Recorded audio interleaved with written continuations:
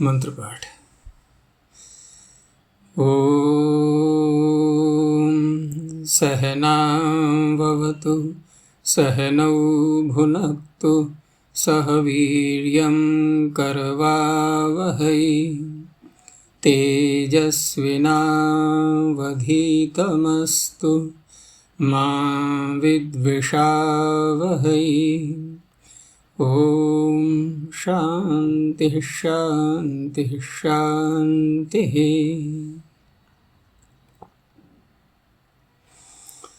काशिका की 182वीं कक्षा। पंचम अध्याय चल रहा है और तृतीय पाद में 26 सूत्रों तक हो चुका था।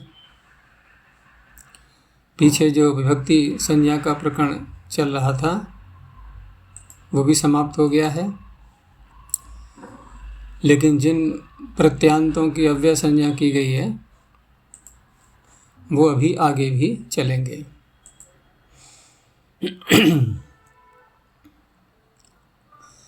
तो अगला सूत्र है दिक् शब्देभ्यः सप्तमी पंचमी प्रथमाभ्यो दिग्देश कालेष्वस्ताति। इसमें 3 विभक्तियां ली गई हैं, सप्तमी पंचमी और प्रथमा, और 3 प्रकार के अर्थ बताए गए, दिग देश और काल। लेकिन ये अर्थ प्रकृति में ही समाविष्ट हो जाएंगे, तो प्रत्यय तो स्वार्थ में ही कहा जाएगा। मुख्य जो शब्द है इसमें दिक् शब्द, ये विचारणीय है, क्योंकि दिक् शब्द का यदि हम समास करें सामान्यतया तो यही होगा कि दिशाम शब्दाः दिक् शब्दाः तेभ्यः दिक् शब्देभ्यः, और दिशाम शब्दाः का अर्थ होगा कि ऐसे शब्द जो दिशा को कहने वाले हों।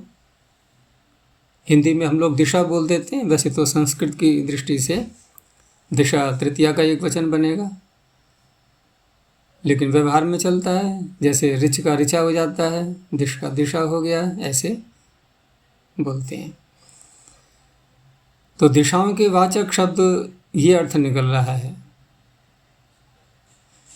लेकिन यहाँ जब ये कहा जा रहा है कि दिक् देश और काल अर्थों में होते हैं, तो दिशावाची शब्द यदि दिक् अर्थ में है, दिशा के ही अर्थ में है, तो कहने की आवश्यकता ही नहीं है, वो तो दिशा के अर्थ में ही आएगा। फिर भी कहा गया। फिर दूसरा प्रश्न उठेगा कि जब दिशावाची शब्द है तो देश और काल में कैसे आ जाएगा वो? भाई जो शब्द जिस अर्थ का वाचक है उसी अर्थ को तो कहेगा। वो देश यानी कि स्थान अथवा समय काल का बोधक कैसे बनेगा? वो तो दिशावाचक शब्द है। लेकिन सूत्रकार ने तो कहा है ऐसा। तो अब दिक् शब्द का अर्थ क्या लिया जाएगा कि ऐसे शब्द जो मूल रूप में दिशा के बोधक होते हैं, लेकिन वाक्य में जब प्रयोग में आते हैं तो वही शब्द काल के और देश के भी वाचक बन जाते हैं। काल के और देश के वाचक बन जाते हैं। व्यवहार में हम देखते भी हैं, जैसे पूर्व दिशा, तो पूर्व दिशा का बोधक हो गया। फिर हमने देखा कि कुछ लोग आए कि क्रम पूछ रहे हैं, भाई कौन पहले आया, कि यह व्यक्ति पूर्व आया, तो पूर्व तो दिशा का वाचक है, ये पूर्व आया काल में कैसे प्रयोग में आ गया? तो काल में भी प्रयोग में आ रहा है ना कि यह पूर्व आया, अर्थात पूर्व काल में आया। वहाँ पूर्व काल का बोधक बन रहा है, जबकि पूर्व दिशा का वाचक था पहले। तो ऐसे ही फिर देश के अर्थ में भी आ जाता है कि यह इससे पूर्व की ओर बैठा है, या यूं कहें कि पूर्व का स्थान, कि ये पूर्व स्थान ऐसे है, ये पहले था, ये बाद में था, ये ऐसे था। उसमें दिशा से तात्पर्य नहीं है, वहाँ स्थान का वाचक बन रहा है वही पूर्व शब्द। तो ऐसे ही पूर्व, अपर, उत्तर, अधर, ये सारे ही शब्द दिशा के मूल रूप में वाचक होते हुए भी काल और देश अर्थों में भी होते हैं। अब काल और देश अर्थों में भी होते हैं तो फिर दिशा अर्थ में भी हमें करना है प्रत्यय, तो दिक् शब्द फिर अलग से और पढ़ा गया। यानी कि ऐसा नहीं कि केवल काल और देश अर्थ में ही हमें प्रत्यय करना है, अपितु दिशा के अर्थ में भी प्रत्यय करना है। तो तीनों फिर बोलने पड़े, दिक्, देश और काल। ये इसका तात्पर्य है। अर्थात जब प्रत्यय किया जा रहा है तो उसका अर्थ ये नहीं है कि उस अवस्था में वह शब्द दिशा को ही कह रहा हो, लेकिन मूल रूप में वह दिशा का ही वाचक है। और वही किसी कारण से प्रकरण के आधार पर वह देश और काल के भी वाचक बनते हैं। प्रश्न ये उठेगा कि ऐसे क्यों हो जाता है ये, कि कोई शब्द मूल स्वरूप में किसी एक वस्तु का वाचक होता हुआ वह भिन्न पदार्थों का वाचक कैसे बन जाता है। तो ये शब्द का स्वभाव होता है, वहाँ कोई तर्क वितर्क नहीं चलेगा। ये शब्द का स्वभाव होता है ऐसा, उसमें ऐसी सामर्थ्य होती है कि वह देश और काल अर्थ को भी कह पाए। इसमें हम कोई निर्धारण नहीं कर सकते और कोई भी हम तर्क लगाएं तो वो संभव नहीं है। ये शब्दों के अपने अभिधान शक्ति जो उनकी होती है वो उनका स्वभाव होता है। तो अर्थ देखते हैं कि दिशाम शब्दाः दिक् शब्दाः तेभ्यो दिक् शब्देभ्यो दिग्देश कालेषु वर्तमानेभ्यः। अर्थात दिक् शब्द तो है वो, लेकिन व्यवहार करते समय वो किस में वर्तमान है, दिग्, देश और काल में। फिर जब रूप चलाएंगे तो विभक्तियाँ कौन कौन सी ली जाएंगी, तो कहा सप्तमी पंचमी प्रथमांतेभ्यो। अस्ताति ही प्रत्यय भवति स्वार्थे। प्रत्यय तो स्वार्थ में ही लिया गया, क्योंकि शब्द स्वयं दिग्देश और काल के अर्थ को लिए हुए है, और विभक्तियाँ भी शब्द में ही आती हैं तो वो भी उसी के अंतर्गत आ गई। तो प्रत्यय तो फिर स्वार्थ में ही आया। प्रत्यय किसी नए अर्थ को नहीं ला रहा है, जो अर्थ प्रकृति का है दिग्देश और काल, उसी अर्थ में आ रहा है प्रत्यय। आगे कहा कि यहाँ पर 3 विभक्तियाँ ली हैं आपने, सप्तमी पंचमी और प्रथमा। इधर आप उनका प्रयोग भी 3 अर्थों में बता रहे हैं, दिग्देश और काल। तो यथासंख्य की संभावना भी लग रही है कि सप्तम्यंत शब्द दिग् अर्थ में आ जाएगा, पंचम्यंत काल देश अर्थ में आ जाएगा और प्रथमांत काल अर्थ में। तो कहा नहीं, ऐसा नहीं, यथासंख्यम अत्र नेष्यते, स्पष्ट बोल दिया। तो तीनों ही विभक्तियां करके और तीनों ही अर्थों में, ठीक है ना, तीनों ही अर्थों में हमें ये प्रत्यय करना है। तो अब इसमें जो शब्द यहाँ पर आए हैं इस प्रकरण में, तो पहले तो हमें ये देखना है कि ये प्रकरण जाएगा कहाँ तक इस प्रकार का। तो आगे हम जब सूत्र देखते हैं तो कहाँ से लग रहा है कि ये प्रकरण बदल गया है। आगे सूत्र आएगा ना, एक संख्याया विधार्थे धा, यहाँ से फिर अलग ही एक धा प्रत्यय और संख्यावाची शब्दों से चलेगा। अब कहाँ संख्यावाची कहाँ दिशावाची, बहुत अंतर आ जाएगा। तो ये प्रकरण जाएगा विभाषा वरस्य सूत्र तक, यहाँ तक जाएगा ये। लेकिन अव्यय संज्ञा आगे भी चलेगी। अभी संख्या विधार्थी धा से आदि से जो धा प्रत्यय आदि करेंगे आगे, उन प्रत्ययों को करने के बाद भी शब्द अव्यय बनते हैं। तो अव्यय का तो बहुत दूर तक चलेगा अभी, लेकिन ये जो प्रकरण है ये जाएगा विभाषा वरस्य तक। तो इस तरह से ये 27 संख्या के सूत्र से लेकर के 41 संख्या के जो सूत्र आ रहे हैं, इनमें यहाँ सूत्रों में किन किन शब्दों को लिया है पाणिनि ने, जिनको हम कह रहे हैं कि ये दिक् शब्द हैं। तो उन शब्दों की यदि गणना करें सभी सूत्रों को ध्यान में रखते हुए,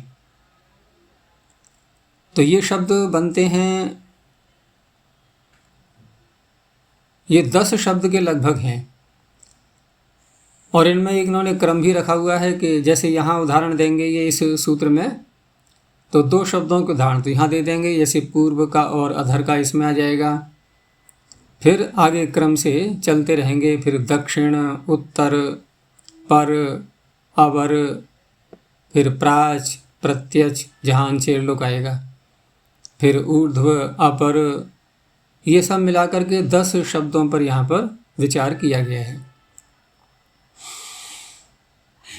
तो यथासंख्य का तो निषेध कर ही दिया इन्होंने, यथासंख्य मत्र नेष्यते। अब उदाहरण जो दिया है यहाँ पर, एक पूर्व शब्द को ले लिया है, एक अधर शब्द को ले लिया। अब इन दोनों शब्दों में देखें हम तो अस्ताति प्रत्यय जब किया जाता है इन शब्दों से, अस्ताति में एकार तो उच्चारण के लिए है, तकार को रोकने के लिए, तो अस्तात ये बचेगा। तो अस्ताति प्रत्यय जब होगा तो यहाँ आगे एक सूत्र आएगा, क्योंकि यहाँ पर एक सूत्रों की संगति भी लगानी है हमें, परस्पर संबंध जुड़ा हुआ है। तो आगे जो सूत्र आएगा इसमें कि पूर्वापराधराणामसि, पूर्वाधरावराणामसि पुरधवश्यैषाम, एक तो ये सूत्र आया, और इसमें जो शब्द आए कि पूर्व, अधर और अवर, तो पूर्व अधर का तो उदाहरण यहाँ ले ही रहे हैं ये। तो वहाँ जो 3 शब्द हैं, पूर्व, अधर और अवर, इन शब्दों के स्थान पर कुछ आदेश किए गए हैं कि पुर, अध और अव, लेकिन वो सूत्र कर रहा है आदेश असि प्रत्यय करते हुए, लेकिन यहाँ है प्रत्यय अस्ताति, तो उसी से आगे सूत्र आता है अस्ताति च। इनके अस्ताति प्रत्यय, अस्तात प्रत्यय जब हो रहा होगा उस अवस्था में भी यही आदेश हो जाएंगे पूर्व, अधर और अवर के स्थान पर। कौन कौन से आदेश? पुर, अध, अव, हलंत हैं तीनों आदेश ये। तो ये आदेश करते हुए यहाँ पर हम अब उदाहरण बनाएंगे इनका। पूर्व के स्थान पर पुर और अधर के स्थान पर अध, हलंत।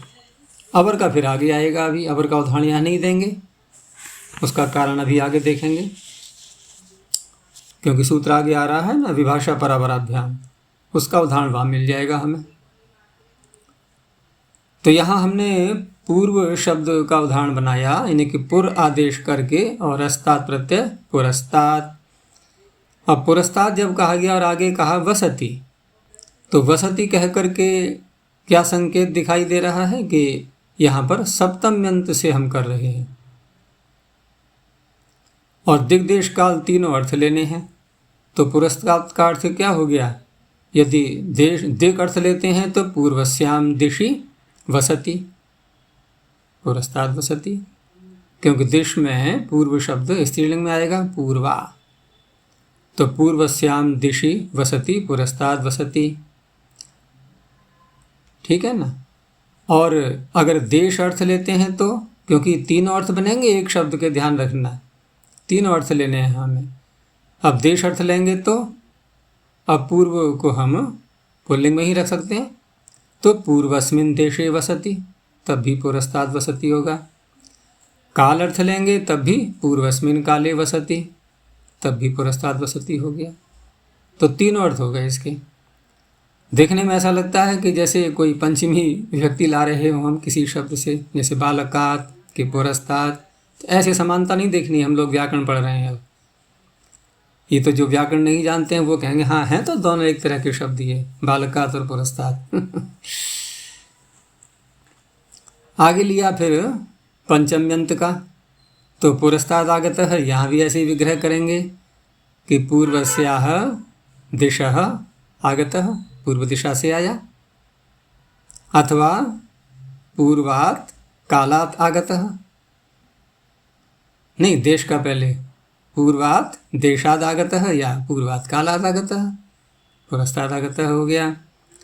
प्रथमांत यदि लेंगे तो रमणीयम आ रहा है, यानी कि पूर्वा दिक् रमणीयम, पूर्व दिशा सुंदर है, और पूर्वम में पूर्वो देशः रमणीयम, ठीक है ना, और पूर्वः कालः रमणीयम, इस तरह से। अब बना तो लिए हमने सारे, लेकिन आवश्यक नहीं है कि सब में अर्थ घट ही जाएगा सारा। अब काल क्या रमणीय होता है? तो काल रमणीय का तात्पर्य उस काल में सब कुछ अच्छा अच्छा लग रहा था, बस इस दृष्टि से कह सकते हैं। कि पूर्व काल तो बड़ा अच्छा बीता था हमारा, वर्तमान का समय थोड़ा खराब चल रहा है, पीछे का बहुत अच्छा था। तो पूर्व काल कैसा था? रमणीय। तो काल रमणीय का तात्पर्य उस काल में सब कुछ रमणीय था, तो काल शब्द से बोल दिया।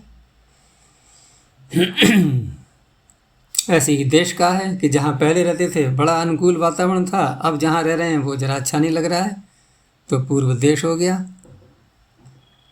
ठीक इसी प्रकार से अधर शब्द से अध आदेश करते हुए तो अधस्ताद वसति, अब दिशा, देश और काल सभी अर्थ हो जाएंगे।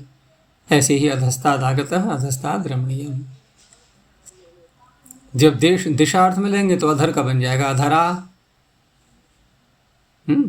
स्त्रीलिंग बनाएंगे ना दिशा के साथ में, देश और काल में पुल्लिंग का प्रयोग करेंगे। तो इस तरह से तीनों व्यक्ति लगा करके हमने और तीनों अर्थों में प्रत्येक शब्द का अर्थ बना लिया।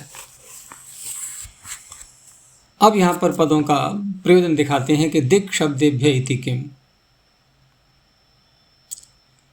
दिक् शब्द यदि हटा दें और मात्र इतना कहा जाए, क्योंकि दिक् शब्द हटाते हैं का तात्पर्य यहाँ पर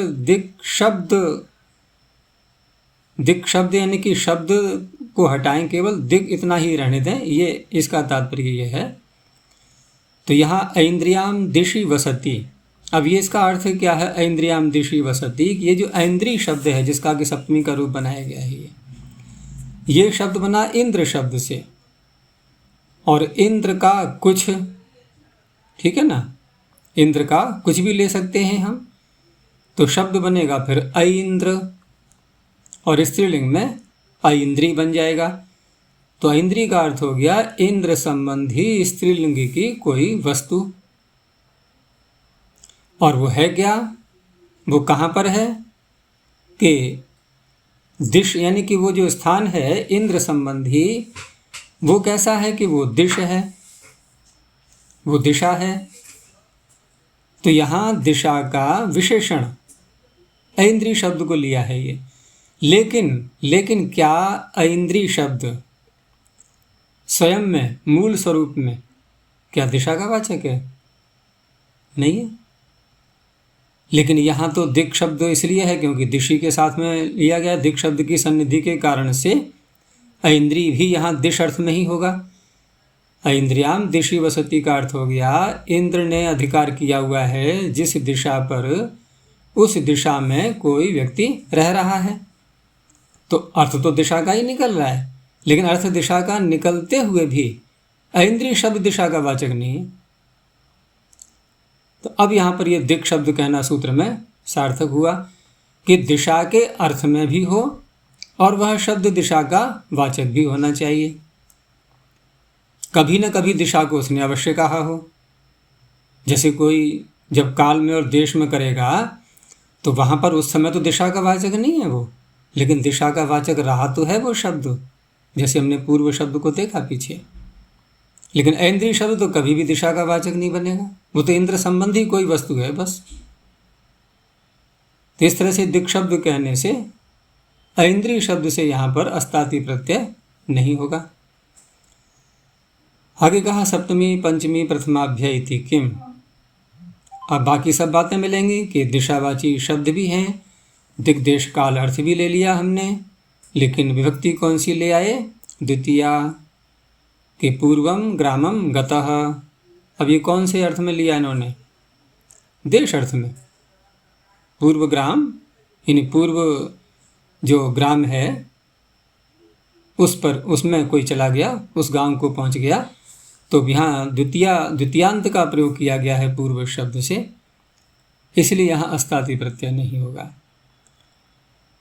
अर्थ जो बताए तीन, दिग्देश काल, तो उन्हीं का ग्रहण क्यों किया? तो दिग्देश कालेषु इति किम, तो यदि ऐसा अर्थ नहीं लेंगे तो फिर किसी अन्य अर्थ को भी कहते हुए यहाँ अस्ताति प्रत्यय प्राप्त होने लगेगा। जैसे कोई छात्र अपने गुरु के पास रह रहा है, लेकिन वो गुरु कैसा है कि अब तो नहीं पढ़ाते हैं वो, लेकिन पहले वो उनको पढ़ाते थे, तो पूर्व गुरु। अब पूर्वस्मिन गुरौ वसति, यहाँ पूर्व शब्द मुख्य रूप से अपने स्वरूप से दिशा का बोधक है, लेकिन यहाँ ये गुरु का बन रहा है विशेषण। तो गुरु न तो देश दिशा है, न देश है, न काल है, गुरु। तो ये भिन्न अर्थ में आ गया। अब ये पूर्व शब्द दिशावाचक होते हुए भी यहाँ भिन्न अर्थ में आ रहा है, गुरु का विशेषण बन रहा है ये। तो इसलिए यहाँ पूर्व शब्द से अस्ताति प्रत्यय नहीं होगा।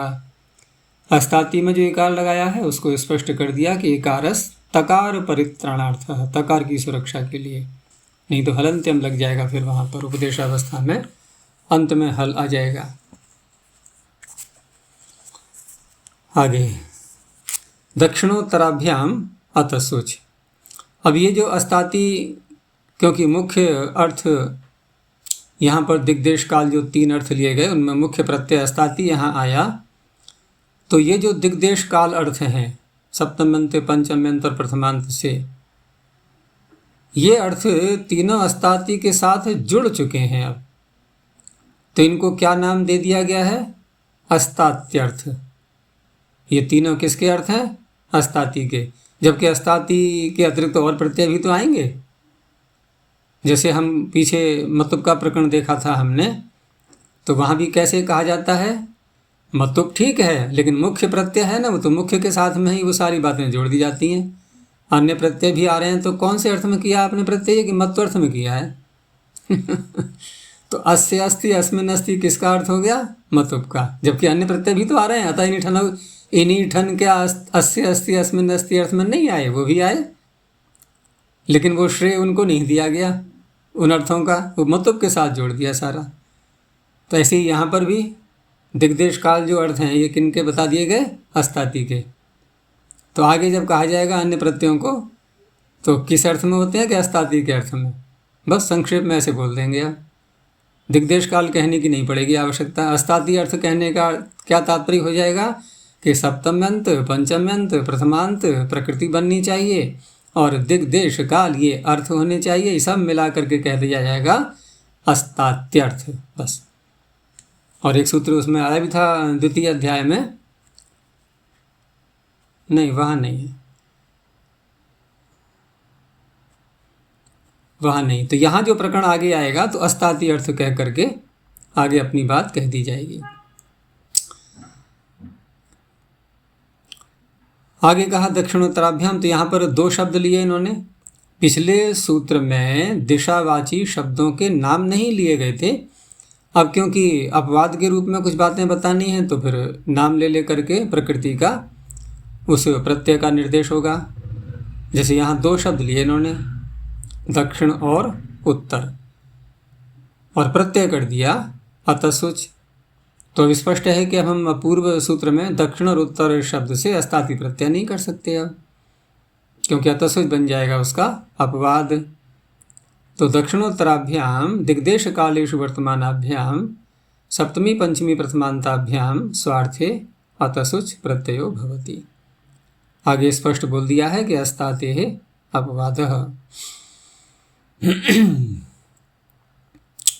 अब यहाँ जो 3 अर्थ लिए हैं इन्होंने, दिग्देश और काल, तो दक्षिण शब्द दिशा का बोधक होता है, दक्षिण शब्द देश का भी बोधक हो सकता है, लेकिन दक्षिण काल होता है क्या कोई? जैसे पूर्व काल, अपर काल, उत्तर काल, ये सारे बोल सकते हैं। दक्षिण काल भी होता है कोई? क्या अर्थ होगा इसका दक्षिण काल का? कुछ नहीं। तो काल अर्थ में यहाँ प्रत्यय संभव है ही नहीं।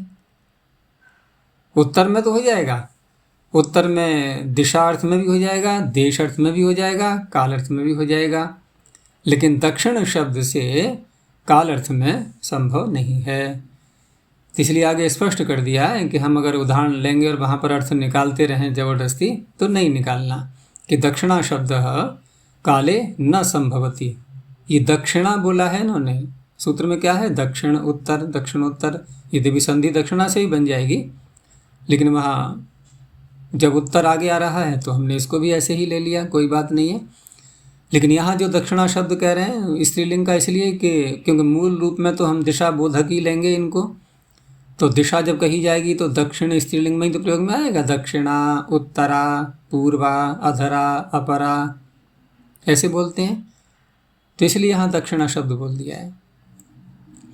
तो दक्षिणा शब्द काले न संभवती इति दिग्देश वृत्ति ही परिगृह्यते। दो ही अर्थ यहाँ ले जाएंगे इसके, दिग और देश। तो दक्षिण से अतः प्रत्यय करके अब यहाँ दक्षिण तो वसति के हम दो ही अर्थ ले पाएंगे। अब कौन कौन से, कि दक्षिणस्याम दिशि वसति, दूसरा दक्षिणे देशे वसति, ठीक है ना, दक्षिणे देशे वसति। काल अर्थ नहीं होगा कि दक्षिणे काले वसति। ऐसे ही दक्षिणतागतः, ऐसे ही दक्षिण तो रमणीयम, इनके दो दो अर्थ हो जाएंगे। अब आगे तीनों अर्थ हो जाएंगे। उत्तर तो वसति, उत्तरस्याम दिशि वसति, ठीक है ना, उत्तरस्मिन् देशे वसति या काले वसति। ऐसे ही उत्तरतः आगतः, उत्तर तो रमणीयम, इन सब के तीनों तीनों अर्थ है। आगे कहा कि आपने अतसुच प्रत्यय किया है और शब्द दक्षिण या उत्तर ये इस प्रकार के जो दिए हैं, तो यहाँ क्या अंतर पड़ता है? हमें यस्य तीचा तो लगाना ही है, और यस्य तीचा यदि लगाएंगे हम, क्योंकि अतसुच प्रत्यय करते ही तो यस्य तीचा लगाना पड़ेगा, आजादी प्रत्यय बन जाएगा। तो यस्य तीचा लगा करके फिर अतसुच का आकार ही तो जुड़ेगा उसमें। और वैसे भी शब्द आपके दक्षिण और उत्तर ये अकारांत हैं, तो अकारांत यदि हैं और इधर हम कर दें तसुच प्रत्यय, आकार को हटा दें, तब भी वैसा ही बनेगा, कुछ भी अंतर नहीं पड़ा ना। इसलिए प्रश्न तो बनेगा कि आकार क्यों लगाया है। उत्तर दिया आकारो विशेषणार्थः, विशेषण के लिए लगाया गया है आकार। इसी शब्द प्रत्यय का हमें ग्रहण अन्य किसी सूत्र में भी करना है, और वहाँ यदि हम आकार नहीं लगाएंगे, तसुच बोलेंगे, तो वहाँ पर फिर सूत्र में तस् प्रत्यय ही कहा जाएगा। और तस् प्रत्यय यदि कहा जाएगा तो वहाँ तस् प्रत्यय से फिर हम पंचम्यास्तसी ही आदि इनका भी तो ग्रहण कर सकते हैं फिर। इसलिए अ लगा करके यहाँ पर जब अन्य सूत्र में हम अतसुच बोलेंगे तो इसी प्रत्यय का ग्रहण होगा। इसलिए विशेषण के लिए, और विशेषण क्या होता है? भेदक होता है। तो भिन्नता करने के लिए यहाँ आकार लगा दिया है। आकारो विशेषणार्थः, कहाँ पर? षष्ठ तसर्थ प्रत्यय न, वहाँ षष्ठी व्यक्ति का विधान किया गया है अतसर्थ प्रत्ययांत के साथ, ठीक है ना, उपपद व्यक्ति इसको कहते हैं ना, उस तरह से। तो दो शब्द यहाँ पर आ गए, गिनती करते जाना। दो पीछे आए थे पिछले सूत्र में, पूर्व और अधर। दक्षिण उत्तर यहाँ आ गए, 4 हो गए, सब मिलाकर के 10 मिलेंगे यहाँ पर। अब 2 आगे आ रहे हैं, विभाषा परावराभ्याम,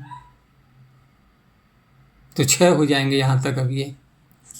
तो विभाषा परावराभ्याम ने क्या कहा कि ये जो 2 शब्द हैं पर और अवर, ये सब दिशावाची चलेंगे, दिक् शब्देभ्यः चल ही रहा है पीछे से।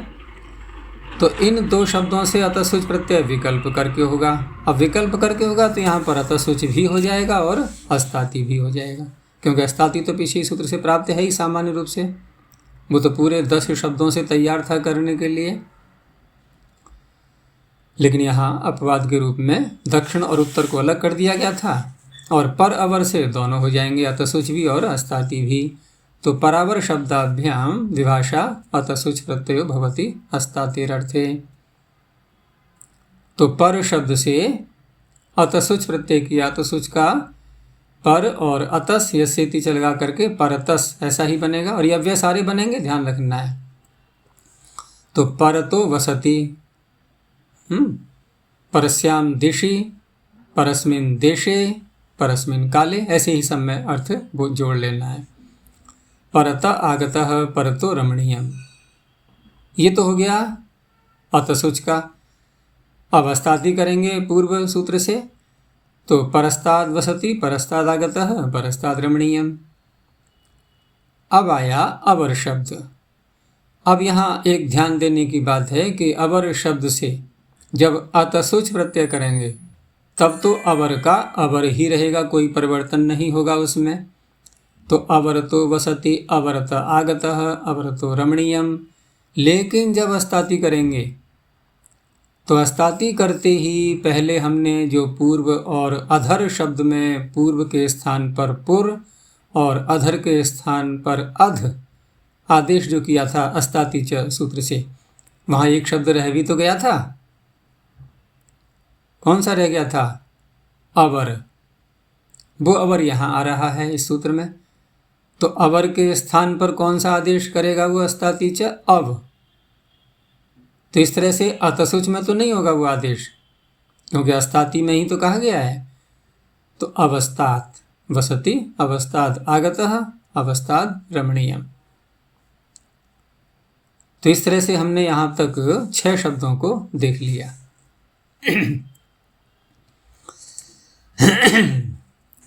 अब आगे कहा अंचेर लुक। अब अंचेर लुक सूत्र, यहाँ पर प्रत्यय जो विधान किए जा रहे हैं, अब प्रत्यय विधान किए जा रहे हैं। अब तक हमने कितने प्रत्यय देखे हैं? केवल 2 प्रत्यय देखे हैं अभी, अस्ताति और अतसुच।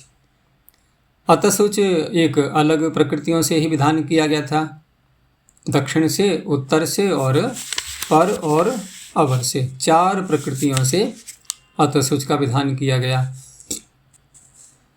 अब ये कह रहा है कि अंचेर लुक, अर्थात यदि अंचु धातु से कोई शब्द बनाएंगे हम, दिशा बोधक शब्द, दिशा का वाचक, क्योंकि अभी जो हमने शब्द बोले हैं इनमें अंचु धातु से तो कोई बना हुआ नहीं था। पूर्व, अधर, दक्षिण, उत्तर, पर, अवर, अंचु इसमें कहीं भी नहीं है। लेकिन जब अंचु धातु से बनाएंगे, और वो सूत्र कौन सा है बनाने वाला? अंचु धातु से जब बनाते हैं तो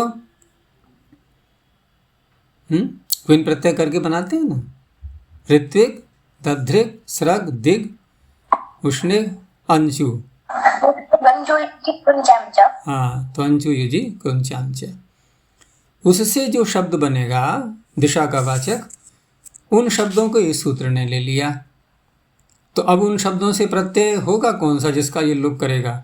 तो अतसुच जिनसे कहा गया है उनमें तो कोई अंचु धातु है ही नहीं, कहीं पर भी अंचु अंत में किसी के नहीं आ रहा है।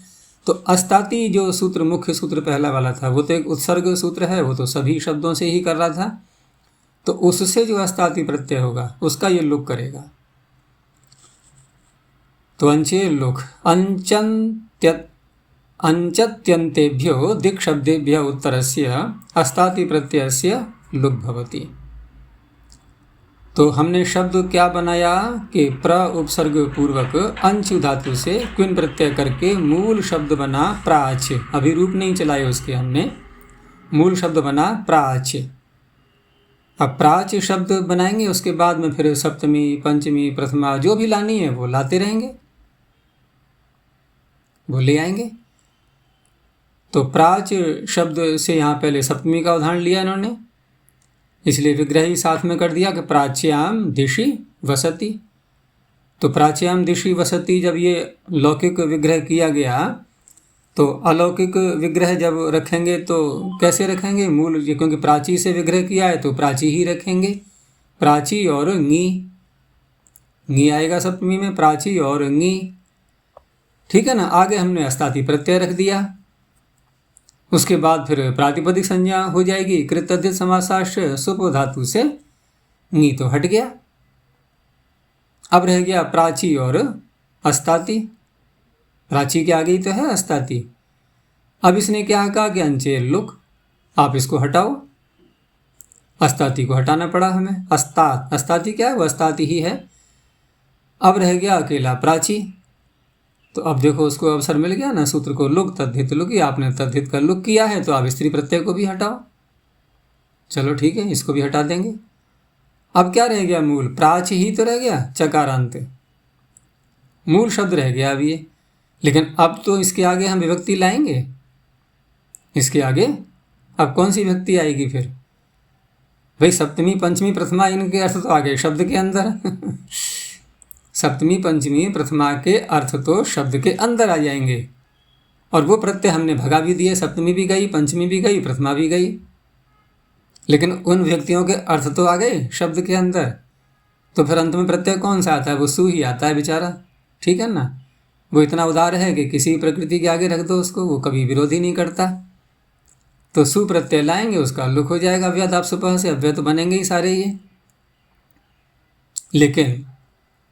लेकिन यहाँ पर पद संज्ञा तो करवा गया वो, और पद संज्ञा होने से पदांत में फिर अब लगाएंगे हम क्विन प्रत्यय से कुहु, क्योंकि क्विन प्रत्यांत तो है ही है। तो इस तरह से बनेगा फिर प्राग। तो प्राग वसति का विग्रह कर ही दिया था इन्होंने, प्राच्याम दिशि वसति। और अगर देश और काल में विग्रह करेंगे तो तब भी प्राच्याम बोलेंगे, फिर थोड़ी करेंगे स्त्रीलिंग। फिर क्या बोलेंगे, क्या बोलेंगे, बोलो, विग्रह करो, बुद्धि लगाओ थोड़ी अपनी। देश अर्थ में कैसे विग्रह करेंगे?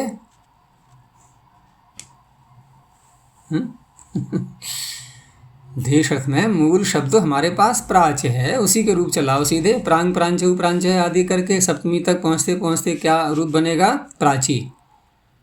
तो प्राची देशे वसति, प्राची काले वसति। अब वहाँ नहीं लगाना है हमें लुक तद्धित लुकी, वहाँ स्त्री प्रत्यय था ही नहीं, तो लुक क्यों करेंगे हम?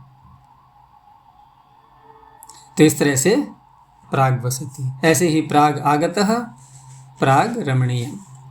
ठीक इसी प्रकार से प्रति उपसर्ग पूर्वक अंशु धातु से जब ये प्रत्यय किया जाएगा तो वहाँ पर यह एक चीज और भी है। जैसे हमने प्राग जो बनाया था प्रारंभ में, तो प्र और अंशु इस तरह से लिया हमने, और आगे जो अन्य प्रक्रियाएं करते हैं यहाँ पर, तो उस अवस्था में अंशु के नकार का तो लोप हो ही जाएगा, लेकिन जब स्त्री प्रत्यय लाते हैं, वो सप्तमी जब लाते हैं हम, जैसे प्राच्याम दिशि वसति, तो वहाँ पर फिर भासंज्ञा होने के कारण से आकार का भी तो लोप होता है। आकार का भी लोप होता है, भासंज्ञा करते हैं ना जब शब्द की, तो भासंज्ञा करके आकार का भी लोप होगा, और आकार का लोप होगा तो उसके पश्चात फिर चौ सूत्र से जो प्र है उसको दीर्घ भी कर सकते हैं, तो प्रास तो बन जाएगा वहाँ भी। लेकिन जब स्त्री प्रत्यय हटाया था हमने, तो उस अवस्था में स्त्री प्रत्यय हटने के बाद भी अब वहाँ जो अकार लोप है ये, इसका क्या होगा? ये भी हटेगा फिर, क्योंकि ये स्त्री प्रत्यय के कारण से ही तो भसंज्ञा हो पाई थी। स्त्री प्रत्यय के कारण से भसंज्ञा हो पाई थी, और स्त्री प्रत्यय हमने हटा दिया लुक तद्धित लुकी से, तो अकार लोप भी हटेगा। वो अकार लोप जो हटा था वो भी वापस आ जाएगा। भाई निमित्त, जिस निमित्त से हटा था वो निमित्त ही चला गया, तो वो दोबारा फिर हो गया उपस्थित, और वो उपस्थित हो गया तो प्रा को हमने दीर्घ तो किया नहीं था। अब कैसे दीर्घ कर लेंगे हम चौ सूत्र से? अकार का लोप ही नहीं हुआ है, अकार लोप तो वापस आ गया ना, तो अब सवर्ण दीर्घ हो जाएगा, प्रा और अच्छे बनेगा वही। इस तरह से वहाँ कोई भ्रांति नहीं होनी चाहिए। प्रत्यक में ये सारी बातें नहीं घटेंगी, क्योंकि प्रत्यक में तो प्रति और अच है, और यहाँ जब स्त्रीलिंग का बनाएंगे प्रतीचि, वहाँ तो वो सारी बातें रखी जाएंगी कि लुक तद्धित लुकी, फिर अकार लोप भी वापस आएगा, फिर यणादेश करेंगे, क्योंकि वैसे बनता है प्रतीचि। और जब प्रत्यय अस्ताति आया है और स्त्री प्रत्यय हट गया तो क्या बोलेंगे हम? प्रत्यक। तो अंतर आ गया ना, कहाँ प्रतीचि और कहाँ प्रत्यक। तो स्त्री प्रत्यय भी हटेगा, स्त्री प्रत्यय के कारण से भसंज्ञा होने से जो अकार लोप चला, अकार लोप हो गया था, वो भी वापस आ जाएगा, फिर यणादेश हो जाएगा इस तरह से। तो प्रत्यक वसति, प्रत्यक आगतः, प्रत्यक रमणीयम। तो दो शब्द यहाँ बनाए इन्होंने, प्राक और प्रत्यक, या यूँ कह लें कि प्राची और प्रतीचि, दो शब्द यहाँ ग्रहण किए गए। तो कितने हो गए मिला करके अब तक? 8 हो गए, ठीक है ना, 8 हो गए। 2 और मिलेंगे नए शब्द अभी, ऊर्ध्व और अपर। तो देखो ऊर्ध्व आगे आ रहा है। तो अगला सूत्र है ऊपर यूपर इष्टात्। ये इन्होंने बने बनाए शब्द पढ़ दिए हैं, ठीक है ना। कभी हम बाजार से सामान ला करके अलग अलग और भोजन बनाते हैं, ठीक है ना, कि दाल ले आए, सब्जी ले आए, आटा ले आए, फिर रसोई में पूरा भोजन बना लिया, और कभी कभी क्या करते हैं, रेडीमेड बना बनाया मंगा लिया। हैं, आजकल तो बहुत से कंपनियां आ गई हैं घर पहुंचाने के लिए सामान। कौन कौन सी हैं? स्विगी से मंगाते हैं ना, स्विगी है, ब्लिंकिट है, जाने कितनी आ गई हैं, और क्या है, जोमेटो है, बहुत सारी कंपनियां। तो ऐसे ही पांडे भी कभी कभी बना बनाया शब्द भी दे देते हैं कि चलो ठीक है रेडीमेड। तो ऊपरी और उपरिष्टात दोनों दे दिए उन्होंने। अब यहाँ पर हम कल्पना कर लेंगे कि क्या प्रकृति है और क्या प्रत्यय है। अर्थ तो चल ही रहा है पीछे से वही, कौन सा, दिग्देश और काल, और विभक्तियाँ भी बता दी गई हैं, सप्तमी पंचमी और प्रथमा। तो ऊपरी उपरिष्टादित्य तो शब्दों निपात्यते अस्ताते अर्थे। अब यहाँ पर शब्द ऊर्ध्व, ठीक है ना, ये नवा शब्द आया हमारा, 8 पहले बना लिए हमने, ये नवा शब्द है। तो ऊर्ध्वस्य उपभावो, उप तो आदेश कर लो, और रिल रिष्टातिल, शब्द एक ही है ऊर्ध्व, और आदेश भी हमने एक ही किया उप, प्रत्यय 2 कर लिए हैं अलग अलग, रिल और रिष्टातिल। तो रिल का री बचेगा, रिष्टातिल का रिष्टाति, वो रिष्टात। लकार जो है वो स्वर में काम आ जाएगा। तो इस तरह से रिल रिष्टातिलौ च प्रत्ययो निपात्यते। तो ऊर्ध्वायाम दिशि वसति। अब ऊर्ध्वा का ऊर्ध्वश्याम मत कर देना, यहाँ नहीं है सर्वनाम संज्ञा। जैसे पीछे हमने पूर्वश्याम या उत्तरश्याम ऐसे बोला था, यहाँ ऐसे नहीं बोलेंगे ऊर्ध्वश्याम। तो ऊर्ध्वायाम दिशि वसति। अब दूसरा विग्रह करो, ऊर्ध्वे देशे वसति, ऊर्ध्वे काले वसति। ऐसे ही आगे हो जाएगा अन्य व्यक्तियों में। तो ऊर्ध्वायाम दिशि वसति, तो शब्द बन गया ऊपरी वसति। अब ऊपरी वसति के 3 अर्थ हो गए, ऊर्ध्व दिशा में रहता है, ऊर्ध्व देश में रहता है, ऊर्ध्व काल में रहता है। अब ऊर्ध्व काल कौन सा कहलाएगा? ऊपर का काल कौन सा होता है? काल में ऊपर नीचे क्या होगा? तो ऊर्ध्व काल को अगर हम घटाएं काल अर्थ में, तो कैसे घटाएंगे, कैसे घटाएंगे? काल की दृष्टि से ऊर्ध्व शब्द कहाँ संगत हो सकता है? जो काल बीत गया वहाँ, क्योंकि काल तो 2 ही बातें हैं, या तो वर्तमान चल रहा है या पीछे का या आगे आने वाला। तो ऊर्ध्व किधर आ सकता है? पीछे वाले को कहेंगे क्या ऊर्ध्वम? वहाँ तो संगत नहीं लग रहा है ना, वो तो निकल गया काल, वो ऊर्ध्व कहाँ है?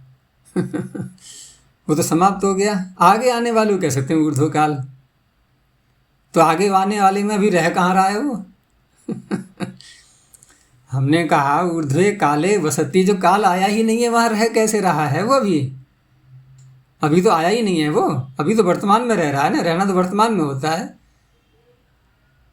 लेकिन हम कल्पना में तो जी सकते हैं आगे के काल में, या नहीं?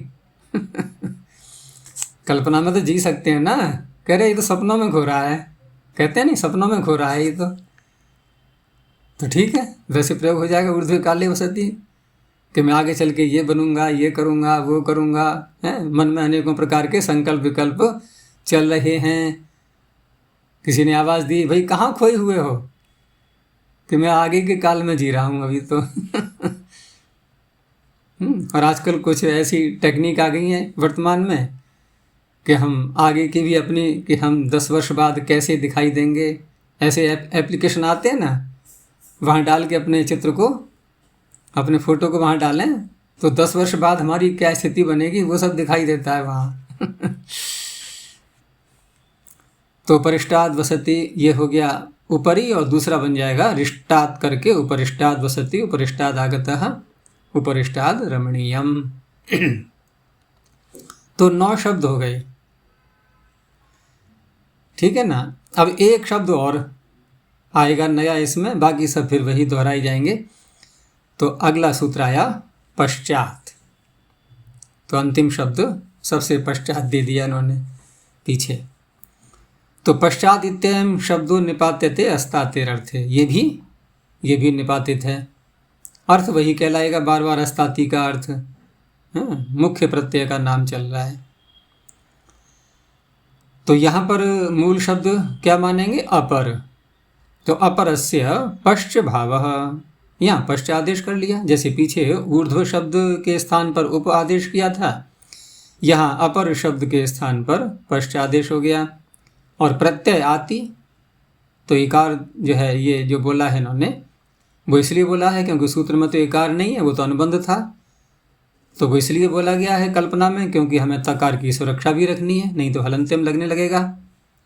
तो आतिष्ठ प्रत्यय। अब यहाँ पर भी अपर शब्द है तो दिशा अर्थ लेंगे तो स्त्रीलिंग में अपरा, तो ये इसकी सर्वनाम संज्ञा भी है, तो अपरस्याम दिशि वसति। ऐसे ही अपरस्मिन काले अपरस्मिन देशे, ठीक है ना। तो ऐसे और शब्द क्या बन गया अब ये पश्चात, पश्चादेश हो गया। भसंज्ञा करके पश्च में जो च में आ है इसका लोप करके फिर आत का आ मिल जाएगा, बनेगा वही शब्द। तो पश्चात दिशि वसति, दिशि तो साथ में बोल दिया है, यद्यपि विग्रह में आ चुका था परस्याम दिशि वसति, तो हम इतना भी कह सकते हैं कि पश्चात वसति, बस इतना ही पर्याप्त है। और पश्चात आगतः, पश्चात रमणीयम। अब यहाँ भी यदि देश अर्थ लेंगे तो ठीक है, पीछे का देश हो जाएगा, और काल अर्थ लेंगे तब भी घट जाएगा, पीछे का काल अर्थात जो बीत गया, क्योंकि ऊपर वाले जो धारण में था ऊर्ध्व शब्द वहाँ था, तो वहाँ तो आगे का काल ही लेना है, पीछे का काल इस शब्द से हो जाएगा, अपर शब्द से, क्योंकि अपर माने पीछे का। और आगे इसमें कुछ वार्तिक भी दिए हुए हैं, ठीक है ना। तो जैसे अगला वार्तिक दिया इन्होंने कि दिक् पूर्व पदस्य अपरस्य, अर्थात ऐसा अपर शब्द, क्योंकि सूत्र में जो अपर शब्द से निपातन किया है इन्होंने पश्चादेश करके, तो वहाँ वार्तिककार कह रहे हैं कि अपर शब्द अकेला नहीं, अपितु इसके पूर्व में दिशावाचक एक शब्द और यदि जोड़ देते हैं हम समास करके, और समास हो ही जाता है, जैसे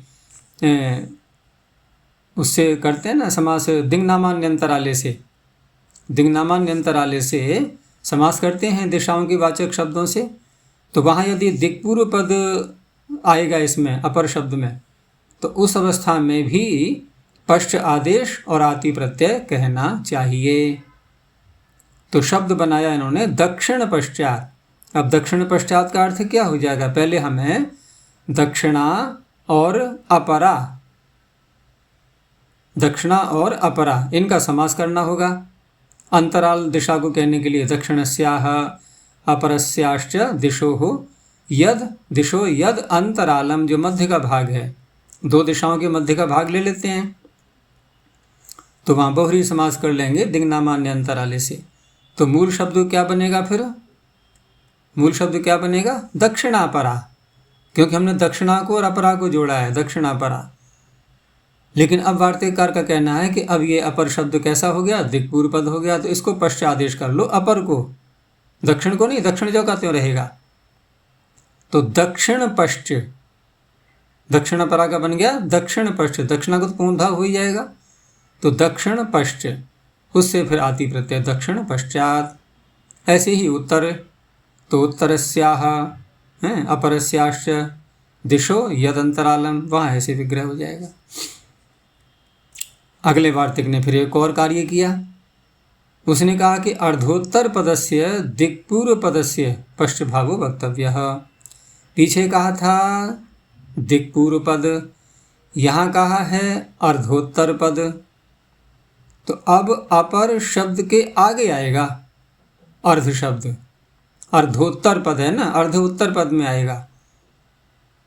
लेकिन पिछली वाली बात को भी साथ में जोड़े रखा इन्होंने कि दिक्पूर्व पद भी होना चाहिए। अब तीन शब्द बनेंगे, अब अपर फंसा बीच में, अपर के अंत में अर्ध, अपर के पूर्व दिशावाचक एक अन्य शब्द। अब उस अपर के स्थान पर जो मध्य में आ रहा है उसको पश्चादेश हो जाएगा और प्रत्यय वही रहेगा। नहीं, प्रत्यय यहाँ नहीं रखा गया इन्होंने, यहाँ प्रत्यय है ही नहीं। तो शब्द क्या बना फिर, जैसे दक्षिणापरार्ध, ये तो मूल शब्द बना, दक्षिण अपर अर्ध, दक्षिणापरार्ध, और अपर को कर लो पश्चादेश बीच वाले को, तो क्या बन गया, दक्षिण पश्चार्ध, ये बना। तो यद्यपि यहाँ इस प्रकरण से बाहर का विषय है ये, क्योंकि यहाँ अस्ताति के अर्थ में जो हम लेकर के चल रहे हैं सभी शब्दों को और प्रत्यय कर रहे हैं भिन्न भिन्न, लेकिन यहाँ पर कोई प्रत्यय नहीं किया गया है, केवल एक शब्द की संरचना दिखाई है। और प्रसंग इसलिए आ गया था क्योंकि यहाँ पर अपर शब्द के स्थान पर पश्च आदेश का प्रकरण चल रहा था। सूत्र ने भी वही कार्य किया, फिर पिछले वार्तिक ने भी वही कार्य किया, तो लगे हाथों फिर अन्य वार्तिक दे दिया है जो कि प्रकरण से संबद्ध नहीं है। अगर देखें तो यह अस्ताति का अर्थ यहाँ नहीं निकल रहा है कुछ भी, लेकिन अपर को पश्च आदेश वाली बात तो लागू हो रही है यहाँ भी, तो वो यहाँ भी कर लिया इन्होंने। ऐसे ही अगला वार्तिक भी प्रकरण से बाहर है, लेकिन अपर का प्रकरण चल रहा है इसलिए प्रकरण से जुड़ा हुआ भी है आंशिक रूप से। तो अगले वार्तिक ने कहा कि विनापि पूर्व पदे न पश्च भावो वक्तव्य, पूर्व पद में आप न रखो कुछ भी, लेकिन अर्ध अंत में अवश्य आ जाए, ठीक है ना। तो यहाँ पर शब्द क्या है, मूल अपरार्ध, तो अपरार्ध में भी अपर को पश्च आदेश, अब शब्द बन गया पश्चार्ध, बस ये हो गया। अर्थ क्या बनेगा, षष्ठी समास कर लो, अपरस्य अर्धः, तो समास करके क्या बना, अपरार्ध। वार्तिककार ने क्या कहा, अपर को पश्च आदेश करो, तो शब्द बन गया पश्चार्ध, बस अपर का अर्ध। वो अपर कुछ भी हो सकता है, दिग देश काल आदि लेना चाहें इनमें से कुछ भी ले सकते हैं। तो ये तो हो गया सूत्र पश्चात, यानी अपर के स्थान पर पश्च आदेश और आति प्रत्यय। अगला सूत्र कहता है, शब्द यही रहेगा कि पश्च पश्चात च छंदसी, अर्थात वेद में ये दोनों शब्द निपातित हैं। देखो पीछे भी पश्च आदेश किया है पश्चात सूत्र में, लेकिन वहाँ प्रत्यय माना गया आति, लेकिन यहाँ आति प्रत्यय नहीं है, पश्च आदेश यहाँ भी है अपर के स्थान पर निपातन से, लेकिन प्रत्यय अब यहाँ पर भिन्न मानना पड़ेगा, क्योंकि एक में पश्च एक में पश्चा, तो एक में अप्रत्यय मान लो और दूसरे में कौन सा प्रत्यय मानेंगे, वहाँ आ मान लो। एक में ह्रस्वकार, इसमें एक में दीर्घ आकार, ये प्रत्यय हो जाएंगे। तो पश्च पश्चात शब्दों निपात्यते छंदसी विषये अस्तातेर अर्थे, यहाँ अस्ताति का ही अर्थ रहेगा। और फिर कहा कि वेद में हम ऐसा कह रहे हैं तो इसका ये अर्थ नहीं है कि पश्चात का प्रयोग वेद में नहीं मिलेगा, वो केवल लोक में ही रहेगा, ऐसा नहीं। चकारात पश्चात इत्यपि भवति, तो तीन मिल गए हमें वेद में, पश्च पश्चा पश्चात, तीनों समान अर्थ है। तो निपातन में यहाँ भी वही प्रक्रिया है कि अपरस्य पश्च भावो अकार आकारौ च प्रत्ययौ निपात्यते। उदाहरण दे दिया है, जैसे पुरा व्याघ्रो जायते पश्च सिंहः, उदाहरण तो यहाँ पर है पश्च, पश्च सिंहः पश्चा सिंहः पश्चात सिंहः, तीनों स्थानों पर पश्च पश्चा और पश्चात, ये उदाहरण के रूप में है। अभी देखो शब्द हमारे वही चल रहे हैं 10, जो अंतिम शब्द हमारा था अपर शब्द, तो अपर शब्द को पश्चात सूत्र ने लिया, फिर पश्च पश्चात च छंदसी, इसने भी अपर शब्द को ही लिया है, कोई शब्द बढ़ा नहीं है। अब जो अगला सूत्र आ रहा है उत्तर अधर और दक्षिण, जो तीन शब्द उसमें आ रहे हैं वो भी पीछे आ चुके हैं सब, अब कोई नया शब्द नहीं आने वाला है। तो अगला सूत्र आया उत्तराधर दक्षिणा दाति ही। तो यहाँ पर उत्तर अधर दक्षिण तीन शब्द, उत्तर अधर दक्षिण शब्देभ्यः आति ही प्रत्यय भवति अस्तातेर अर्थे, तो केवल एक प्रत्यय को बढ़ाया गया है अब, ठीक है ना, लेकिन प्रत्यय को बढ़ाया गया है इसका अर्थ ये नहीं पीछे वाले प्रत्यय नहीं होंगे, वो तो हो ही चुके हैं सब। तो इस तरह से उत्तरस्याम दिशि वसति, तो आति का आत बचेगा उत्तराद वसति। ऐसे ही काल अर्थ भी ले लेंगे, देश अर्थ भी ले लेंगे। उत्तराद आगतः, उत्तराद रमणीयम, अधर शब्द से भी अधराद वसति, अधराद आगतः, अधराद रमणीयम, और दक्षिणाद वसति, दक्षिणाद आगतः, दक्षिणाद रमणीयम। तो इस तरह से आति प्रत्यय और जुड़ गया है। और पीछे की दृष्टि से देखें हम इन शब्दों को, तो वहाँ पर उत्तर शब्द कहाँ आया था? ये दक्षिणोत्तराभ्याम अतसुच। तो दूसरा प्रत्यय कौन सा कर लिया था हमने पूर्व, क्योंकि वो भी हमें करना है, अनिवार्य है। तो वहाँ पर उत्तर शब्द से हमने अतसुच प्रत्यय भी किया, उत्तरतः बनाया था वहाँ पर। दूसरा शब्द है इसमें अधर। अधर का उदाहरण हमने पूर्व सूत्र में ही ले लिया था, अधस्ताद वसति बनाया था ना। तो अधस्ताद वसति में अब कोई ये कह सकता है कि आति ही प्रत्यय ये अपवाद नहीं बन जाएगा अस्ताति का अधर शब्द के लिए, क्योंकि पूर्व सूत्र दिक् शब्देभ्यः जो पूर्व सूत्र था उसमें किसी प्रकृति का नाम नहीं लिया गया। तो यदि कोई अन्य सूत्र प्रकृति का नाम लेकर के प्रत्यय कर रहा है तो अपवाद ही तो माना जाएगा वो। तो जब यहाँ आति प्रत्यय कहा जा रहा है अधर शब्द से, तो फिर हम अस्ताति कैसे कर पाएंगे उससे? लेकिन उदाहरण तो वहाँ दिया गया था अधस्तात। तो देखो इसका प्रमाण क्या है। इसका प्रमाण ये है कि अधर के स्थान पर अध आदेश करने वाला सूत्र कौन सा लगाया था हमने?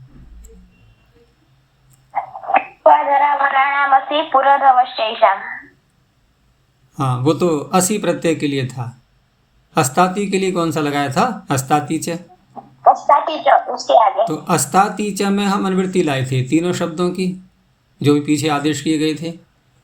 और प्रश्न यही हमारा वहाँ भी उठेगा कि वहाँ अधर को अध आदेश करते समय अस्ताति आगे आना चाहिए, ये शर्त भी वहाँ कही गई है। तो उस सूत्र के विधान सामर्थ्य से, उस सूत्र के ऐसा कहने मात्र से कि अस्ताति प्रत्यय परे रहते अधर को अध आदेश होता है, ऐसा कहने मात्र से अस्ताति प्रत्यय भी हो जाएगा। इसलिए अपवाद नहीं बनेगा ये आति प्रत्यय। अधर शब्द के लिए बात कर रहा हूँ केवल मैं भी। तो अधर में अस्ताति प्रत्यय भी होगा और आति प्रत्यय भी होगा, दो का निर्णय हो गया। अब रहा दक्षिण शब्द। अब यहाँ पर विचार करना है हमें, क्या दक्षिण से हम अस्ताति प्रत्यय कर सकते हैं? नहीं कर सकते, क्योंकि वहाँ अपवाद सूत्र आ चुका है, उसके आगे ही दक्षिणोत्तराभ्याम अतसुच। तो अतसुच तो कर ही सकते हैं ना, वहाँ तो नाम ले दिया ना, दक्षिणोत्तराभ्याम दक्षिण नाम ले दिया। इधर यहाँ भी नाम ले रहे हैं, दक्षिणाद आती ही। तो अब दक्षिण से दो प्रत्यय हो जाएंगे, अतसुच भी और आती भी। तो इस तरह से उत्तर और दक्षिण, इनसे दो दो प्रत्यय कौन कौन से हुए? अतसुच और आती। और अधर से दो प्रत्यय कौन से हुए? अस्ताति और आती। ये अंतिम निर्णय हुआ, ठीक है। अब आगे देखते हैं। आगे है एनप। अब ये प्रत्यय बदल गया है, ठीक है ना, और प्रकृतियां यही ली जाएंगी इसी सूत्र की। तो एनप अन्यतरस्याम अदूरे अपंचम्याः। इसमें दो बातें अलग से बताई गई हैं प्रत्यय के साथ साथ। कि एक तो पंचम्यंत यहाँ नहीं लेना है, क्योंकि जो अनुवृत्ति चल रही है तीन विभक्तियों की, कि सप्तमी पंचमी और प्रथमा, तो पंचमी को छोड़ देना, तो सप्तमी और प्रथमा दो विभक्तियाँ ली जाएंगी। दूसरा यह है कि जब दिग्देश काल अर्थ हम लेंगे यहाँ पर, तो उस अवस्था में अदूर यानी कि निकट अर्थ ही लेना है, बहुत दूर नहीं जाना है। दिशा कहना हो वो भी निकट, काल कहना हो वो भी निकट, देश कहना हो वो भी निकट होना चाहिए, अदूर, ठीक है ना। और फिर विकल्प करके कर रहा है ये, तो किसी का बाधक बनेगा नहीं, ये किसी का बाधक बनेगा नहीं। तो अब हम ये कह सकते हैं, अंतिम निर्णय जो बनेगा हमारा, कि उत्तर, अधर और दक्षिण इन शब्दों से आती तो होना ही है तीनों से। बाकी उत्तर से और दक्षिण से हमने अतसुच भी देख लिया और अधर से अस्ताति देख लिया, लेकिन अब एक प्रत्यय इन तीनों में और जुड़ गया है, एनप। तीनों में तो तीन तीन प्रत्यय हो गए सबके साथ में। अब तीन तीन प्रत्यय हो गए सबके साथ में, लेकिन एनप जब जोड़ेंगे तो वहाँ साथ में ये भी ध्यान रखना है कि ये अपंचम्यंत से करना है और अदूर अर्थ में भी करना है। तो जो अर्थ पीछे दो दो शब्द बनाए हमने उनसे होंगे, उनसे थोड़ा सा अंतर रहेगा ए न प्रत्यय करने के बाद। तो अब सूत्र का अर्थ देखते हैं कि उत्तराधर दक्षिण शब्देभ्य एन प्रत्ययो भवति अन्यतरस्याम अस्तातेरर्थे। ठीक है ना। अदूरे चेद अवधिमान अवधेर भवति। अवधेः अवधिमान अदूरे चेद भवति। अवधि का जो अवधिमान है, जो अवधि बताई जा रही है जिस शब्द के द्वारा, अवधि वाला, वह कहाँ होना चाहिए? कहा अधूरे, वो निकट में होना चाहिए। विभक्ति त्रय प्रकृति, तीनों विभक्तियों के अनुवृत्ति के आधार पर जो प्रकरण चल रहा है, आते हुए भी पंचम्याः इति पंचमी पर्युदस्यते। अपंचम्याः, पंचम्याः यानी अपंचम्याः, ये पुस्तक में संभाल लेना इसको, आकार और जुड़ जाएगा, क्योंकि जब इन्वर्टेड कॉमा में रख दिया है तो आकार को यहाँ लिखना चाहिए। तो अपंचम्याः इति पंचमी पर्युदस्यते, पंचमी का यहाँ निषेध कर दिया गया है। तेन अयम सप्तमी प्रथमांता विज्ञायते प्रत्ययः। ठीक है, सप्तमी प्रथमांत से ही होगा। तो उत्तरेण वसति के हम दो अर्थ क्या करेंगे अब, कि उत्तरस्याम दिशि वसति। ठीक है ना, लेकिन निकट, ये भी साथ में ध्यान रखना है। और प्रथमांत से, हाँ, उत्तरस्याम दिशि वसति, उत्तरस्मिन् देशे वसति, उत्तरस्मिन् काले वसति। ठीक है ना। और प्रथमांत से करेंगे तो उत्तराद वसति। नहीं, ये तो उसका प्रत्यय का विकल्प दिखाया इन्होंने। तो उत्तरेण वसति हो गया, ए न प्रत्यय ऐसे लग रहा है जैसे कि तृतीया का एक वचन है। कोई संदेह तो नहीं है? तृतीया का एक वचन ही तो लग रहा है बिल्कुल उत्तर शब्द का, लेकिन ये अव्यय है। ये उत्तरेण ए न प्रत्यय किया है ना, ये अव्यय है। ऐसे ही उत्तराद लग रहा है पंचमी का एक वचन, लेकिन ये आति प्रत्यय पूर्व सूत्र से। और उत्तर तो वसति, ये कहाँ पहुँचेंगे हम तुरंत? इन सारे सूत्रों में बुद्धि की बहुत एकाग्रता रखनी पड़ती है। यहाँ कहाँ पहुँचे हम? दक्षिणोत्तराभ्याम अतस्विच पर अब, क्योंकि अतस्विच भी तो कर चुके हैं पीछे। तो उत्तर तो वसति। ठीक है ना। ये तो हो गया सप्तमी का। अब दिखाया प्रथमा व्यक्ति का भी। तो उत्तरेण रमणीयम, क्या अर्थ बना? उत्तरादिक, उत्तरादिक। अब रमणीया कह सकते हैं अगर हमें अलग अलग वाक्य रखना है इसको खोलने के लिए तो। और देश और काल भी, उत्तरो देशः या उत्तरः कालः। ठीक है। तो इस तरह से एनप उत्तरेण, आत उत्तराद रमणीयम, अतसुच उत्तरतो रमणीयम। ये एक शब्द के हो गए पूरे उदाहरण। फिर आगे अधर शब्द को ले लिया है, ऐसे ही देखते जाओ। अधरेण वसति, अधराद वसति, अधस्ताद वसति। ये हो गया सप्तम्यंत का पूरा। फिर प्रथमांत का अधरेण रमणीयम, अधराद रमणीयम, अधस्ताद रमणीयम। फिर दक्षिण शब्द को लिया पहले सप्तम्यंत का, दक्षिणेन वसति, दक्षिणाद वसति, दक्षिणतो वसति।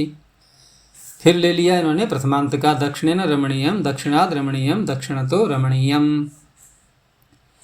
आगे कहा अदूर इतिकेम। अब उत्तराद वसति, यहाँ स्पष्ट है कि जब अदूर शब्द का हम प्रतिधारण मान रहे हैं इसको, तो फिर यहाँ दूर अर्थ ही तो लेना है हमें, कि उत्तर में रह तो रहा है लेकिन बहुत दूर। ऐसे ही अपंचम्या इति किम। अब पंचम्यंत का उदाहरण यदि लेंगे हम तो केवल दो ही प्रत्यय हो पाएंगे। अब कौन कौन से? उत्तर शब्द से अगर देखें, एक तो आति पीछे कहा ही था हमने, और दूसरा कौन सा हो सकता है? जल्दी बोलो, दूसरा कौन सा हो सकता है? अतसुच, दक्षिणोत्तराभ्याम अतसुच। तो उत्तरतः आगतः, ये भी हो जाएगा। आगे कहा कि अपंचम्या इति प्रागसे है। आपने ये जो अपंचम्या इस सूत्र में शब्द बोला है, इसको आगे भी ले जाना है आपको। और आगे कहाँ तक ले जाएंगे? तो वार्तिककार कह रहे हैं कि असी प्रत्यय जहाँ पर आएगा, असी प्रत्यय कहाँ पर आएगा? पूर्वाधरा वराणा मसी, 3 सूत्र आगे कहा कि वहाँ तक इसको ले जाना। वहाँ तक नहीं बल्कि वहाँ से पूर्व पूर्व, प्राग असेह। तो प्राग असेह कहने का तात्पर्य कि आगे के 3 ही सूत्र और आगे हैं, वो चौथा बनेगा फिर। तो 3 सूत्रों तक जाएगा ये। और असी प्रत्यय कहा वो पंचम्यंत से भी हो जाएगा। असी प्रत्ययस्तु पंचम्यंतादपि भवति। आगे वृत्तिकार कहते हैं केचिद इह उत्तरादिग्रहणम नानुवर्तयन्ति। कुछ आचार्य उत्तरादि का ग्रहण यानी कि पीछे से उत्तराधर दक्षिणादाति ही सूत्र से उत्तराधर दक्षिणात् इन 3 शब्दों की अनुवृत्ति नहीं भी लाते हैं। और नहीं भी लाते हैं तो फिर वही तो आएगा दिक् शब्देभ्यः पीछे से, यानी कि सभी दिशावाची लिए जाएंगे फिर तो दिक् शब्द मात्रात् प्रत्ययम मन्यन्ते। तो उससे लाभ क्या होगा कि पूर्व और अपर आदि जो शब्द हैं भिन्न, यानी कि उत्तर अधर दक्षिण से अतिरिक्त उन शब्दों से भी कर सकते हैं। तो एन प्रत्यय पूर्वेण ग्रामम, अपर शब्द से अपरेण ग्रामम, ये भी मिलता है।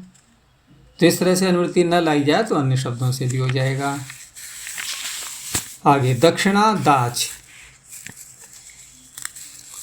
अब दक्षिणादाच में पीछे से जो अधूरे शब्द कहा था उसकी अनुवृत्ति नहीं लानी है। तो अधूरे नहीं लानी है उसकी, हाँ नहीं निषेध कर दिया। अधूरे इति न स्वरियते, अर्थात अधूरे को स्वरित नहीं किया गया है, तो स्वरितनाधिकार के आधार पर हम उसकी अनुवृत्ति नहीं ला सकते।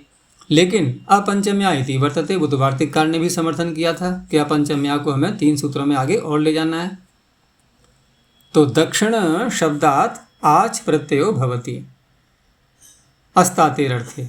अब ये प्रत्यय अलग से बढ़ाया गया है, ठीक है ना, लेकिन जो पीछे प्रत्यय हो चुके हैं उनको रोक नहीं सकते हम, क्योंकि नाम ले ले करके प्रत्ययों का विधान किया गया है। उधर अतसुच किया, उधर आति किया, उधर एनब किया, इधर फिर आज प्रत्यय हो गया।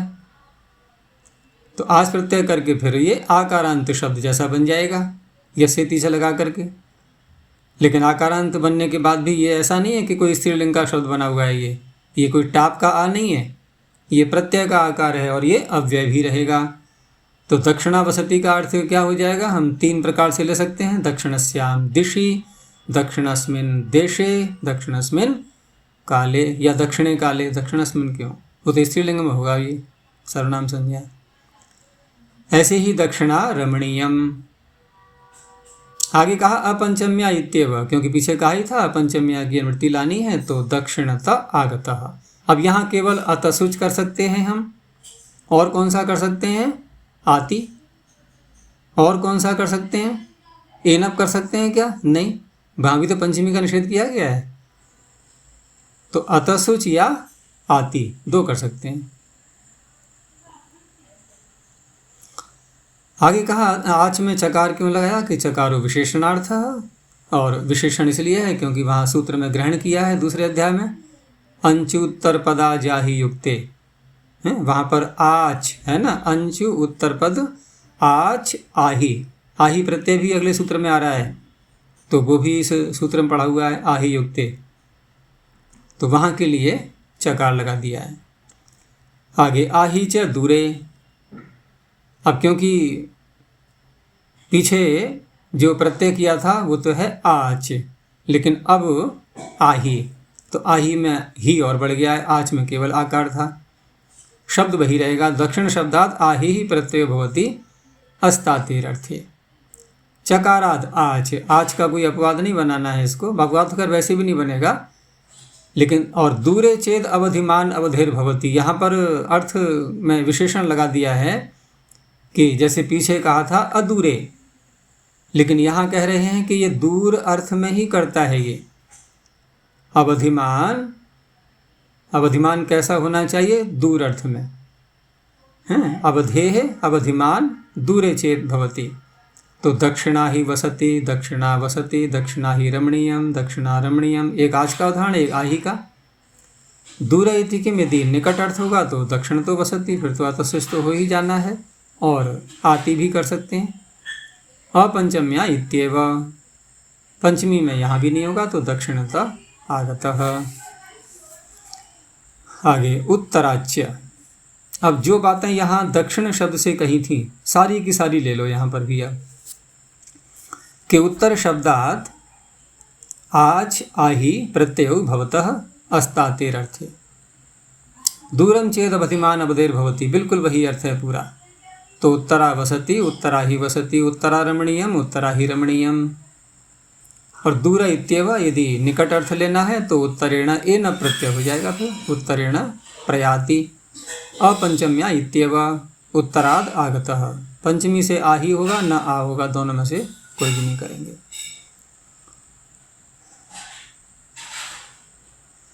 आगे पूर्वाधरा वराणामसी ऊर्ध्वश्चैषाम्।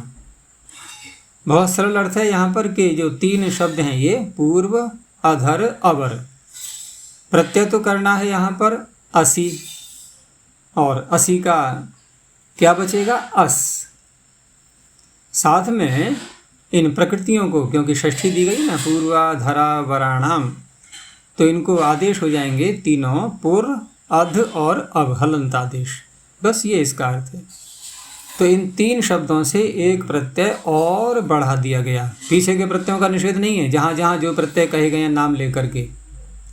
नाम लेकर के मैं इसलिए बोलता हूँ क्योंकि जो पूर्व सूत्र था दिक् शब्देभ्यः सप्तमी पंचमी, वहाँ किसी प्रकृति का नाम नहीं लिया गया था। तो अस्ताति के तो अपवाद बन सकते हैं ये प्रत्यय, लेकिन जहाँ अन्य किसी सूत्र में इनका नाम आया है और प्रत्यय किया गया है, उसका अपवाद ये असी प्रत्यय नहीं बनेगा।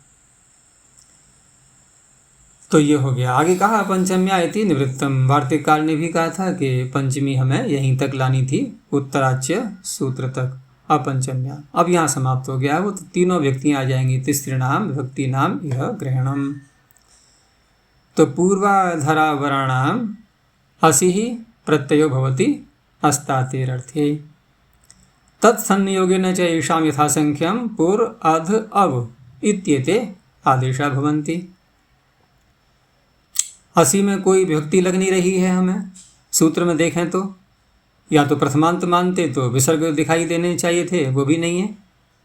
तो इसलिए स्पष्ट कर दिया कि असी इति अविभक्ति को निर्देशः।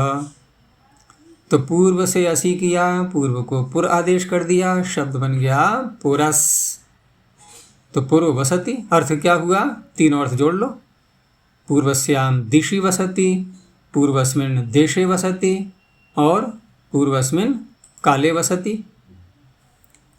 ऐसे ही पुरा आगतः पुरो रमणीयम, अधो वसति अध आगतः अधो रमणीयम, अवो वसति अव आगतः अवो रमणीयम। अब आगे इन्होंने एक प्रत्यय इसमें और जोड़ा है। तात्पर्य प्रत्यय नहीं जोड़ रहे हैं, अपितु उस प्रत्यय के परिणति, ये जो आदेश अभी किए गए थे असी परिणति, वो अस्ताति प्रत्यय करने पर भी यही आदेश हो जाएंगे। इसलिए अस्ताति में सप्तमी मानी गई है। लेकिन अस्ताति में सप्तमी तब मानी जाएगी जब प्रत्यय माने हम अस्तात। लेकिन प्रत्यय अस्तात है क्या?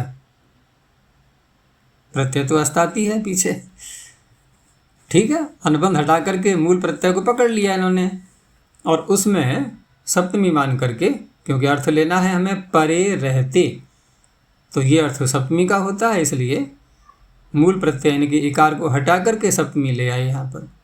तो सप्तम्यंतम एतत्। तो अब अर्थ यदि करें तो अस्ताति प्रत्यय बोलें या कि अस्तात प्रत्यय बोलें, या फिर ऐसे करो कि रेखा को तोड़ो, अस्ताति प्रत्यय, तब तो ठीक भी है। इधर भी सप्तमी उधर भी सप्तमी। लेकिन जब समास करेंगे तो अस्तात प्रत्यय। तो इसको अगर देखें तो वास्तव में अस्ताति, इसको अलग रखेंगे ज़्यादा अच्छा रहेगा, तो संगति मिल जाएगी। क्योंकि सूत्र में सप्तम्यंत माना गया है तो मूल शब्द क्या बना, अस्तात। तो यदि समास करें तो अस्तात प्रत्यय, पृथक पृथक रखें तो अस्ताति प्रत्यय परतः पूर्वादीनाम यथासंख्यम पुरादय आदेशा भवन्ति। अब वो जो बता रहा था पीछे में कि यहाँ पर जो अस्ताति प्रत्यय जो आगे आने पर ये आदेश जो किए जा रहे हैं, तो एक तो ये बात है कि पूर्व सूत्र असी प्रत्यय जब कर रहा है तो वो कोई बाधक नहीं बन रहा है, क्योंकि ये सूत्र स्वयं कह रहा है कि अस्ताति प्रत्यय परे रहते भी ये आदेश हो जाते हैं, तो प्रत्यय तो चाहिए ना आगे। तो असी प्रत्यय पीछे आने वाला वो बाधक नहीं बनेगा। तो इस तरह से जो एक शब्द से प्राप्त, एक शब्द में बाधा आ रही थी ना कि अस्ताति कैसे करेंगे हम, कौन से शब्द में बाधा आ रही थी, इसमें 3 शब्द हैं ना, पूर्व, अवर और अधर। तो पूर्व, अवर, अधर। और अवर का नहीं, उसका था पूर्व अधर का, पूर्व अवर अधर। किसकी बात चल रही थी पीछे, मेरा ध्यान हट गया कि हाँ, अवर शब्द का था, ठीक है, अवर शब्द का, क्योंकि पूर्व का अधर का तो हम पूर्व सूत्र में उदाहरण देख ही लिया था हमने, वहाँ पर पूर्व को पुर आदेश और अधर को अध आदेश, अवर का था। तो वहाँ पर इस ज्ञापन से हम उसको स्वीकार कर सकते हैं, नहीं तो आदेश विधान निरर्थक हो जाएगा। तो इदमेव आदेश विधानम ज्ञापकम अस्तातिरेभ्यो भवति असि प्रत्ययेन न बाध्यते। तो पुरस्ताद वसति पुरस्ताद आगतः पुरस्ताद रमणीयम, अधस्ताद वसति अधस्ताद आगतः अधस्ताद रमणीयम। एक शब्द को यहाँ इन्होंने विकल्प से ले लिया है, विभाषा वरस्य। तो वहाँ पर दोनों प्रकार से कर सकते हैं, आदेश करेंगे भी अब और अवर भी प्रयोग कर सकते हैं। तो पूर्वेण नित्य प्राप्ते विकल्प उच्यते। तो इसलिए पूर्व सूत्र में इन्होंने इसका उदाहरण दिया भी नहीं था। हमने 2 ही उदाहरण देखे ना, पुरस्ताद इनके पूर्व शब्द का देखा और अधर शब्द का देखा। अवर को छोड़ दिया उन्होंने क्योंकि अगले सूत्र में लेना है हमें। तो अवरस्य अस्तातौ परतो विभाषा अव इत्ययम् आदेशो भवति। तो अवस्थाद वसति, अवस्थाद आगतः, अवस्थाद रमणीयम। और दूसरे पक्ष में अवरस्ताद वसति, अवरस्ताद आगतः, अवरस्ताद रमणीयम। यहाँ तक ये प्रकरण पूरा हुआ। कौन सा प्रकरण? दिक् शब्देभ्य, दिशावाची शब्दों की चर्चाएं अब तक चली और 10 शब्दों को हमने यहाँ पर देखा, उसका प्रकरण ये पूरा हुआ। लेकिन अव्यय संज्ञा जो चल रही है इन प्रत्ययों को करके तैतश्चा सर्वव्यक्ति से, वो अभी भी आगे जारी रहेगी। तो अभी यहीं तक रखते हैं।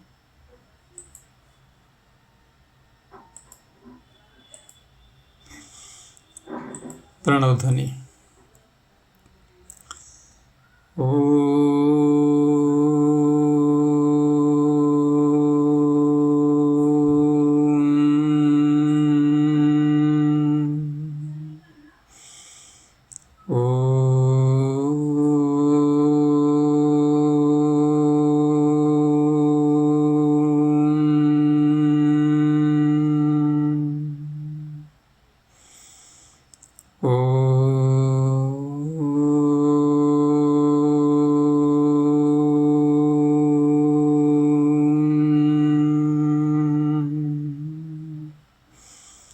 शांति शांति शांति।